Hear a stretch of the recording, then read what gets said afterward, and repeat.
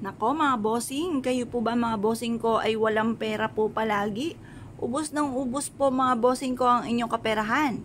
Asya mga bossing ko, ako po may tuturo sa inyo mga bossing. Basta positive ka lamang. Kapag ginawa nyo po ito mga bossing ko, kailangan nasa isipan po ninyo. Simula na ito ng tagumpay at hindi ka na lagi mauubusan ng pera mga bossing. Tunay naman napakahirap ng ganyan sitwasyon, lalo na kung ikaw ay pamilyadong tao or kaya po ay nasanay na lagi na lang may binabayaran at minsan ay napapaisip ka kung paano ka makakawala sa sitwasyon ng utang. Lalo na yung mga 5-6 na yan or kaya kung ano man po loan po yan, mga lending. Nako mga bossing, nakakasigaw talaga yan sa langit. Or kung wala naman pong ganyan mga bossing ko, yung monthly na credit cards or kaya po mga bossing ko na kayo po ay yung bang meron akong nakausap kasi sabi niya parang dun siya nabubuhay, parang sanay na sila sa ganun, pero siya ay nangangarap kung kailan sila makakawala. Bukod po sa lalo nyong sisipagan mga bossing ko, ay subukan nyo po itong gawin. Kailangan lamang po natin mga bossing ko ng bawang. Ayan, napaisip po kayo, ano naman connection ng bawang?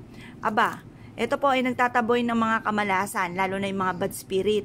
Ito po, halimbawa, may nakakapit sa inyong kamalasan, may nakakapit dito sa wallet ng malas, mga bad spirit. Ito nagiging dahilan parang dumadaan lang sa mga palad po ninyo ang pera. Para bang di nyo malang napil, yung mga katrabaho ninyo, tuwan-tuwa, mag-grocery, pupuntang palengke, dadaan palengke. Pero ikaw, wala, diretso ng uwi dahil nga po sa dadaan lang sa kamay, ipambabayad ng utang. Kung ganyan na sitwasyon, simulan nyo na po itong gawin. Kumuha po kayo mga bossing ko ng bawang. At pagkatapos po nito mga bossing ko, ito po ay magwi-wish ka sa may silangan. Kunin nyo rin yung wallet ninyo. Ipagpag nyo po muna ito mga bossing ko. Alisin nyo yung mga laman po nito, mga kung anong anik-anik na mga resibo po dyan mga bossing ko. Alisin nyo na po yan. Pati mga IDs alisin muna. At pagkatapos mga bossing, gawin nyo po ay ganito. Mag-wish po kayo. Sa pamamagitan ng bawang na ito, ay hindi na ako kailanman mauubusan ng pera. Lahat ng mga pangarap ko ay matutupad.